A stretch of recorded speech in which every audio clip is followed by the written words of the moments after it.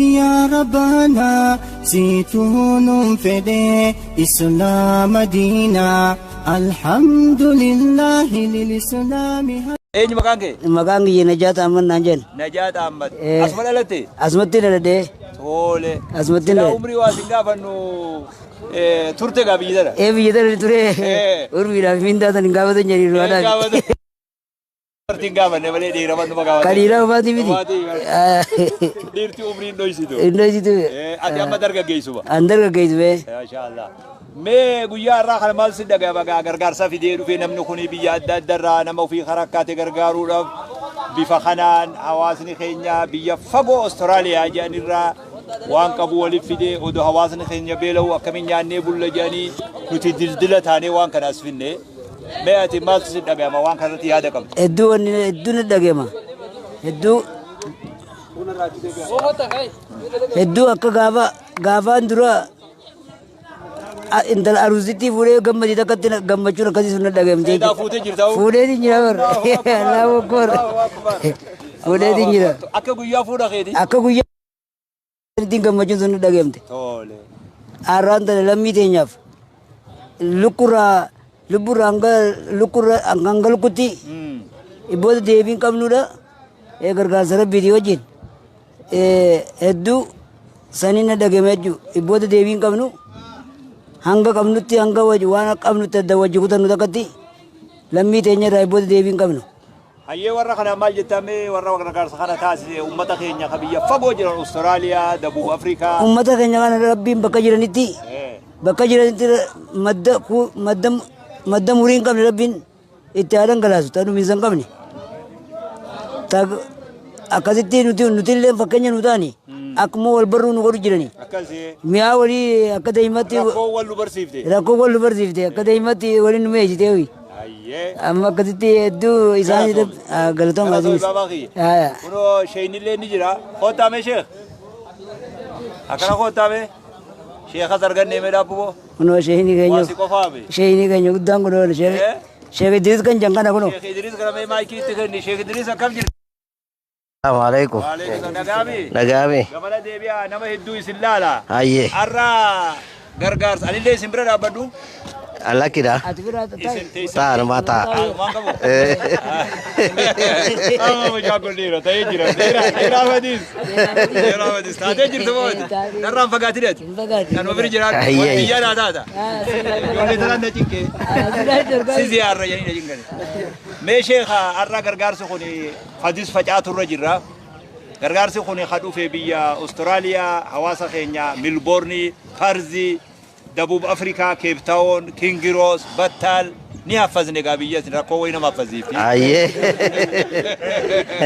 Hawaasni kun gargaarsa hoggaa xarafa duniyaa sanirraa ka'ee facaatuu fadis irratti gargaarsi kun bakka meeqa qaxxaamuree asitti dhufee biddeena ta'ee nyaadhamuu deemu. Mee maaltu si dhaga'amaa hawaasa kanaan maal jetta? Warri giraawundii duuba jirtan kun si qaafee jirri haa agarsiisu waan kana. Anta duraati alhamdulillahi rabbil alamin inja. Waan samii bu'ee fakkaata wanni kun bareedumina. Mee sheekha dubbadhaa ise. Anta numa alhamdulillahi rabbil alamin inja. Ta duraati ijjinu nu quufte. As deebisi moo? Ta duraati. Ijjinuu quufte. Ijjinu nu quufte. An gammachuu keessa uumaan jiru waan beeku. Akkasii ka alhamdulillahi Shaamin Ibroo jechuu malee footoo si arguu malee ijaan takkaa si agarre. Si arguun keenya kunu haa nu gammachiisa. Alhamdulillahi galata keessan gaa rabbummaan isin haa galchuun ja'a. Warra kana maal jettamee warra amna dheerturraa maallaqa isaa fide kana nuti dildila taane. Kana gaa umrii kana gaa umrii isaanii rabbi haa dheeressuufi umrii barakaa rabbi haa godhuufi qabeenya isaanii. Qabeenya gartee ziyaadaa qabu rabbi haa godhuuf hin jaa.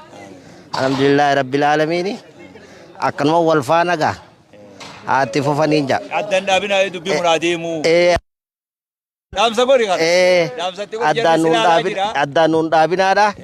Itti fufaa qabeenyi keessan dachaan rabbi isin haa kafaluun ja'an. Akkanaan ja'anii. Ta duraatii harka si fuudhuun fedhaan maan. Salaamu alaikum. Anaan mataa si dhungataa. Ani bar waa qaalii mi bar. Irra rakhisha nama Oromiyaat rakhisa jiruuti. Maal inni khami firimoona kun ati maal himaa jirtu? Anis. Khotbe. As khotbe. Me angana geessa moo firra keessa silalla. Akuma mikrifoona fafan ajile bi bula. Akuma mikrifoona fafan ni fatta. Me womati dubbatu sira dubbadu be. Wannin dubbadu. Tadurati. Sheekh Amin Ibroo kuni gargaarsuma nuuf fidaa akkamii bololleetti dhufne. Numaa bololaan sii bolole. Waani ati fidde tanaatu marsaa lammaffaa biyya tana dhufuu keetiif na ajaa'ibsiisee namaan maakiraafoona hanaan ala kanaa sirraa dhoorkuutti jira. Sayidaati anumaa miti jirdaa. Si ajaa'ibsiisu. Sheekh Amin laallamaa nu dhoorkitan jee nama ol deemuun ala kanaa dhoorkuutti jira. Tanaafuu magantaa maal jette manguddoon teenya. Duudii gurmuun tulluudha. Ijji imimmaanii manguddoon teenya jettu. Hujii teessan tana akkasitti har'aan tana booyaafuu waan hin jiru beeku. Darraa akkatti nuufitu kanaas galatoonfachaadhaa waan takkaa hin dhagahin akka kitaabni jiru waan takkaa hin dhagahin tan takkaan arkin ta qalbii namaallee hiyyee kitaabni jiru san. Sani arraan tana biyya tana teenya tana keessatti rakkataa keenyaaf dalaydanii warri alaa umrii teessanis barakaa riskiidhaas rabbiin barakaa keessa isinii haa kaayu qabeenya kaduriin addaa rabbii isinitti haa kennu waan kana ittuma nuufufaa jechaadhaan barbaada. Mikrofoona laaftutti hin fudhanne. Dhiira booti. Eenyu siin jaan? Gabaabummaan kun hajjiidhaas dhaqeetiin jira. Amas sadii qofaan qote. Sheekh Muhammad Durrii Sheekh Yusuf Baasoo jaaniiti isaan kaddamaa ture ama 8. Amma dhaga'i. Walaloo Sheekh Durrii san takkuma lamallee ni beeyta. Ni beekee. Akka garbaati. Nuujii hime. Akkasitti Sheekh Muhammad Durriin dubbii rabbii bakka durii hiite kan jaljiree taa'aniitu fiinte. Ni dhageessaniimi? Ni dhageessaniimi? Dubbii rabbii bakka durii hiite kan jaljiree taa'aniitu fiinte. Kan jaljiree taa'antu? Kan fiinte. Baateeti. Allahu akbar. Addee sadarkaa tan argine taarika isaa keessa waa hedduun arge feesbuuk irratti arguun dhabdan amma duraas hedduudhaan gallakkisee jira. Mee harma sigarree dubbadhu. Isiniin jiru isin kanatti waan dhufaa fuula duraaf wanni firraa eeydan maal jee Sheekh Muhammad Durriin garii nu hube sobaan nu gube wiliin sobamuu iyyoo. Garii nu hube sobaan nu gube wiliin sobamuu iyyoo.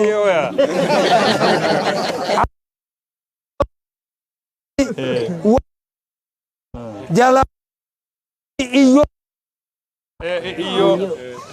Wamma saanuun fi mataa guftattee ibiddaa fuufte wafanii jan afuufeeti namni masa ammumaan tana gargar kunnan jiina sagantaa isaa dura waraabbadha jala seenaa naaf itti jira natti jira bara achii booda hoggaa qabdan isin harkaan bahin warra ari'uu qabu kadheessu bahu rabbii isin haa godhu umrii rabbii isin haa dheeressu isin kana qofaa miti kan biyya alaati waan kana qopheesse hundinuu har'aan tana qooda keessaa qaba qooda allaatti kaa'ee cululleen hin fuune jedhan kunoo achi isaan qophaawanii obboleeyyan keenya asitti nuu kennan tanaafuu isaanis riskii isaanii achitti mukaacita haadha abbaa rabbi haa godhuu fi harka rabbi haa urgeessu afaan isaanii rabbi haa mi'eessuun jedhan.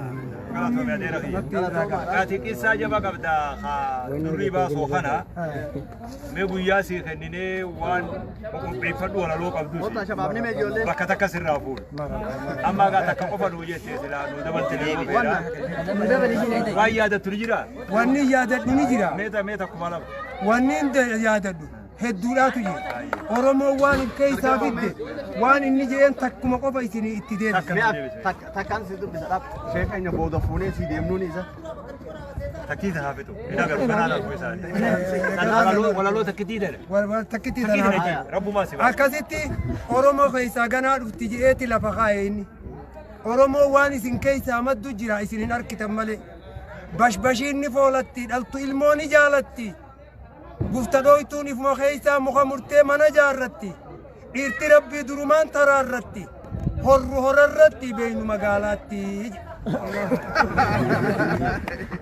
jabeeffadha oromoo keessa maddimmaan tana mataan ammaan tana mul'ate ganaadha dubbiin bashbashiinni foolatti dhaltu ilmooni jaalatti gufta dhoytuun ifuma keessa muka murtee mana jaarratti dhiirti rabbii durumaan taraarratti horru horarratti beeynu magaalaatti ergaa hedduu jiraate ergaa hedduudhaatu as keessa jira warra ergaa tana qabatu isin galatoominu har'a umrii si haa dheeris kanoo odeeffannoo dheeraa badisii fi